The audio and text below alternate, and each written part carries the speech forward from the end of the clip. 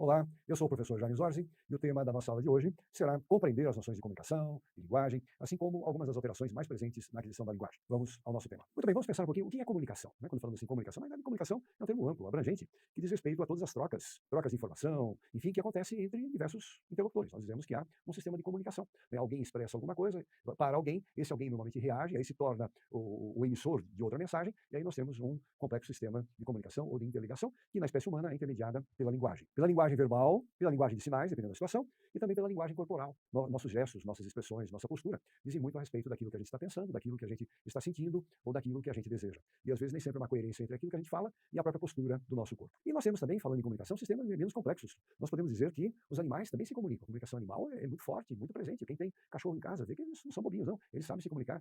Nós temos a comunicação dos gatos ou de outros animais, enfim, das abelhas, só que são sistemas mais limitados e menos complexos, mas também podemos falar em comunicação, na medida em que as informações transitam de um elemento desse grupo para outro elemento e há respostas frente a essas situações. Aí nós estamos falando em comunicação de uma maneira geral e retomando, quando nós falamos da comunicação humana, nosso instrumento principal, o meio, o veículo principal da nossa comunicação é a linguagem falada e mais especificamente a língua que nós usamos ou as línguas que nós dominamos. Muito bem, então a linguagem ela está ao nosso serviço para transmitir significados. Os significados podem envolver pensamentos, crenças, conceitos, conhecimentos, desejos, vontades, o que quer, sentimentos, o que quer que a gente tenha dentro da gente. E, para tanto, nós vamos buscar recursos formais, as palavras, colocar as palavras na forma de sentenças, de frases, ordená-las adequadamente, passar isso para o outro, observar a reação que o outro tem na medida que nós nos comunicamos com ele, fazer os ajustes necessários nesse processo de comunicação. Enfim, aí temos habilidades envolvidas no ato de nos comunicarmos usando a linguagem. Portanto, relembrando, linguagem falada, linguagem escrita, linguagem de sinais, qualquer sistema complexo e convencional de comunicação, nós vamos chamar de linguagem. Ora,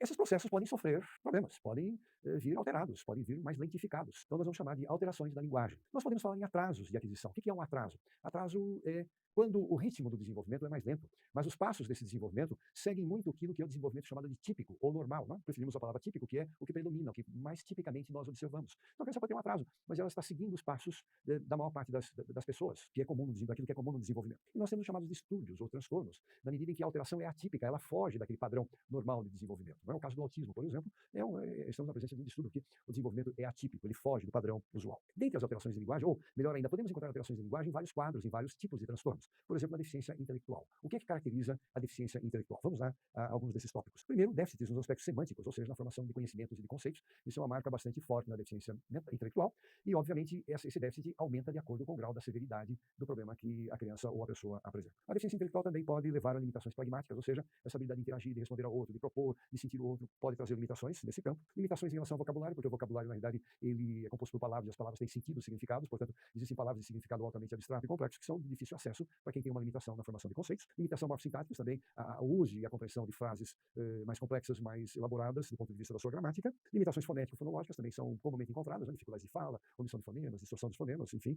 E limitações gerais da expressão e na compreensão. Portanto, a compreensão vem carregando também um déficit no entendimento, principalmente de fatos mais elaborados, mais abstratos e que fogem do contexto mais concreto e mais imediato. Nós temos também a síndrome do espectro do autismo, que é uma patologia bastante presente, bastante comum hoje, né? Aí no dia a dia de todos nós, e que tem como déficit primário ou principal a falha pragmática, dialógica, social, na interação, essa falha toda em interagir, né? Em sentir o outro, em responder ao outro, em propor a interação ao outro, em manter essa interação, em manter o foco, partilhar a atenção para situações de atividades conjuntas. Isso também vem acompanhado de um déficit semântico, ou seja, dificuldade de lidar com determinados significados das palavras, muitas vezes tomando-as no sentido literal, ou seja, no sentido muito concreto e não figurativo, como por exemplo, se eu digo assim, nossa, eu estava tão nervoso que subi pelas paredes, isso pode levar à compreensão, ao entendimento de que alguém está, de fato, subindo pelas paredes, o que não é o significado real da expressão. Nós podemos encontrar dificuldades em termos de flexibilidade cognitiva, ou seja, comportamentos muito centrados em uma determinada forma de analisar, de ver e de sentir, e uma dificuldade de adaptação a outras situações que requerem uma maleabilidade ou flexibilidade, uma mudança de foco ou de meios ou de formas de pensar. E um desenvolvimento atípico, né, caracterizando um distúrbio que foge daquilo que é o desenvolvimento normal, com limitações na compreensão e na expressão. Nós temos chamados atrasos simples de linguagem. O nome já é sugestivo de que estamos frente a um quadro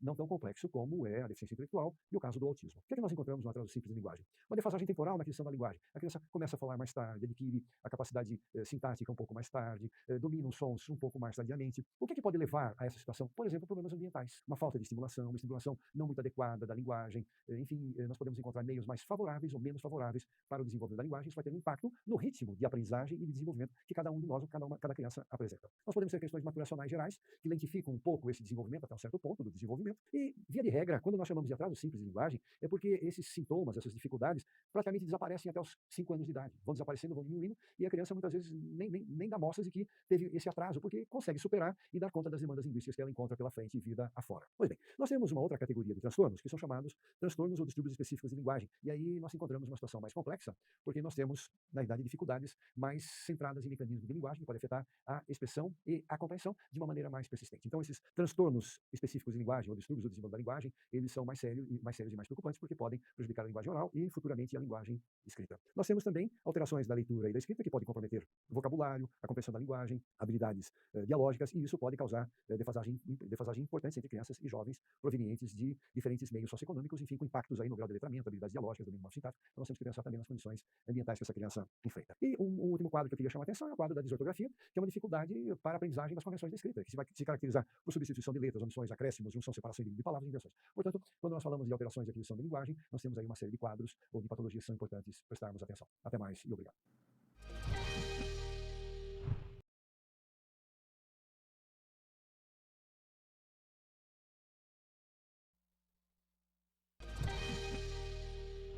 Olá, eu sou o professor Jaime Zorzi e o nosso tema de hoje são transtornos da leitura e da escrita.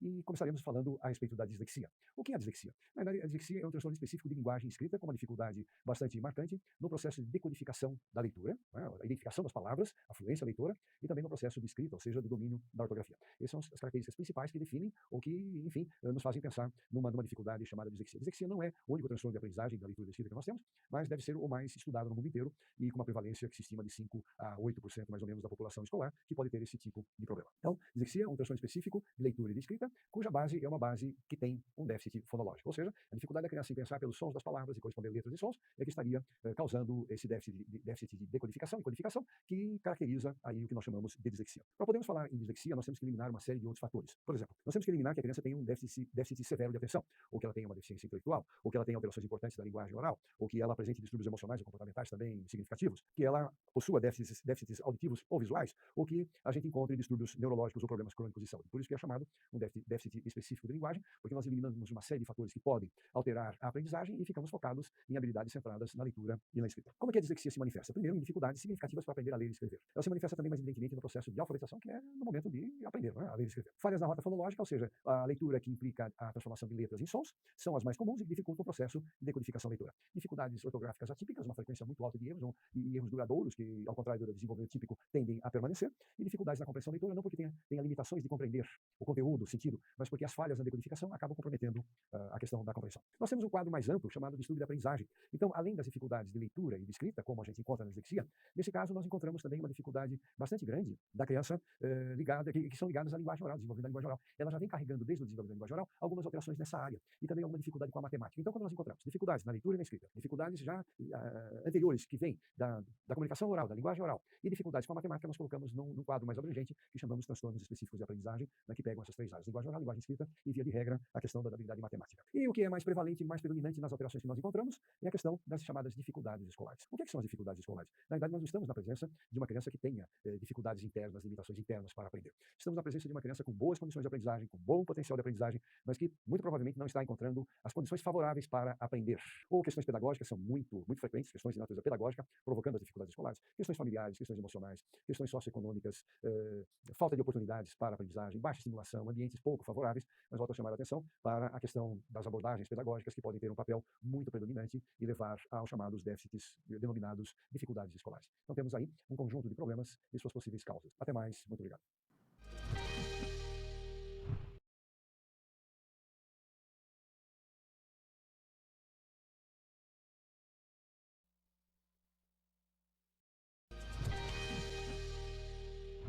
Olá, eu sou o professor Jaime Zorzi e esse é o momento de colocarmos as teorias em prática. Vamos a uma situação problema para podermos analisar que encaminhamentos daríamos para poder, enfim, conduzir essa situação problema. Imagine que num trabalho junto a instituições educacionais ou escolas, é possível que você se depare com o apontamento de outros profissionais sobre aquelas crianças que possuem menos recursos linguísticos e a percepção de sua dificuldade adicional para o êxito escolar no uso da linguagem. Esse é um desafio que precisa ser enfrentado em conjunto, ao mesmo tempo que experiências mais significativas e diversas devem ser promovidas. Enquanto profissional interessado nos processos de aprendizagem, você não pode se acomodar com a situação dessas crianças, mas deve favorecer o engajamento de todos os envolvidos para superar essa adversidade. Elenque as variáveis apontadas no texto, ou vamos elencar então as variáveis que são apontadas, né, que podem ajudar você a desenvolver um trabalho interdisciplinar de estimulação adequada dessas crianças com possíveis resultados satisfatórios no uso da linguagem. Vamos lá? Muito bem. Então, aqui, na realidade, é levantada a importância do trabalho interdisciplinar. Né? O que nós podemos tomar como interdisciplinar? Ora, nós temos pedagogos, fonoaudiólogos, psicopedagogos, educadores voltados ou com focos em vários aspectos, psicólogos. Então, nós podemos chamar de interdisciplinar e cada um de nós pode colaborar para a superação de problemas que as crianças apresentem e, no momento em que com elas estamos, apresentar situações favoráveis a esse desenvolvimento. Nós temos também, falando em interdisciplinar, de professores das diferentes disciplinas dentro da escola. É o professor de geografia, é o professor de matemática, é o professor da língua portuguesa, é o professor de uma língua estrangeira, por exemplo, inglês. Todos eles podem colaborar. E de que maneira nós podemos pensar essas situações? Né? Nós temos dois grupos de competências que são, ou de conhecimentos que devem ser considerados por todos nós, né, pessoa dessa interdisciplinaridade, que estão na base de muitas das dificuldades no desempenho acadêmico do aluno e que dependem de habilidades em leitura e escrita. Então, nosso ponto de partida é: as habilidades em leitura e escrita são fundamentais para todo o sucesso acadêmico, qualquer que seja a disciplina que o aluno está aprendendo. Desde língua portuguesa até física, geografia, história, matemática, a linguagem é o elemento central das aprendizagens. Nós temos aí as chamadas habilidades de alto nível, quando nós falamos em leitura, por exemplo, em escrita. Habilidades de alto nível. O que são essas habilidades de alto nível? São nossas competências linguísticas, o que é que nós já sabemos sobre a língua, o que nós dominamos daquela língua. Competências ligadas à questão do que nós conhecemos sobre o tema, nossas experiências de mundo, nossa capacidade de abstrair, nossa capacidade de pegar informação no momento A e juntar com a informação do momento B, formar sínteses, buscar interligar conhecimentos, juntar conhecimento novo com o antigo. Isso são chamadas capacidade de fazer inferências, isso são chamadas habilidades de alto nível. Prestem atenção, portanto, nessas características. Nós temos as habilidades chamadas de nível básico, que são aquelas cujo foco é principalmente no momento da alfabetização, os 2 anos iniciais do ensino fundamental, que dizem respeito à consciência fonológica, à memória fonológica, a habilidade de associar fonema, grafema, letra, som, e que vão constituir bases para uma decodificação e para uma fluência leitora que deve se tornar cada vez mais automática e liberar, enfim, todo o processo cognitivo para que lide com a questão dos conceitos e do entendimento. Portanto, esses seriam aí os encaminhamentos, né, para que a gente possa pensar de uma forma interdisciplinar como podemos estimular essas duas áreas de habilidades. Obrigado e até mais.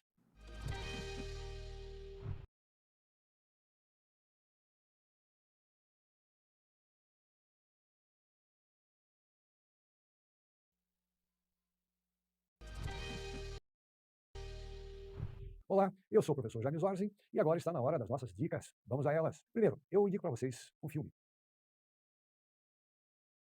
Um filme espetacular. Ele se chama Como Estrelas na Terra. E, na verdade, é um filme que aborda toda a história de uma criança que é disléxica, todos os problemas que ela enfrenta na escola, e nos dá um exemplo fantástico, problemas que ela enfrenta na escola, na família, e nos dá um exemplo fantástico de como um professor pode e deve atuar no sentido de ajudar uma criança que tem problemas a superar ou amenizar esses problemas. Ou seja, o impacto que um professor pode ter, favorável ou desfavorável, na vida de um aluno, e aí, no caso, de uma maneira bastante favorável para a superação das dificuldades dessa criança. Também indico um livro chamado Dislexia e Outros Transtornos de Aprendizagem, no qual vocês vão encontrar as definições dos vários transtornos, dicas a respeito do funcionamento mental, dos processos mentais, de leitura e de escrita, ou seja, toda uma base da psicologia cognitiva, da leitura e da escrita que pode nos ajudar a compreender os problemas que nós encontramos no dia a dia. E eu queria dar uma dicas adicionais, é que não existe nenhuma situação de ensino-aprendizagem na qual nós não vamos encontrar problemas de aprendizagem. Isso é impossível de pensar. Qualquer situação. Então, dentro de uma sala de aula, é comum que a gente encontre alunos com dificuldades para aprender determinadas coisas. Pode ser que aquele aluno que tem dificuldade com a matemática seja ótimo em desenho, pode ser que aquele aluno que tem dificuldade em desenho seja ótimo em matemática, aquele aluno que tem dificuldade em linguagem seja o melhor na aula de educação física, ou seja, sempre nós vamos ter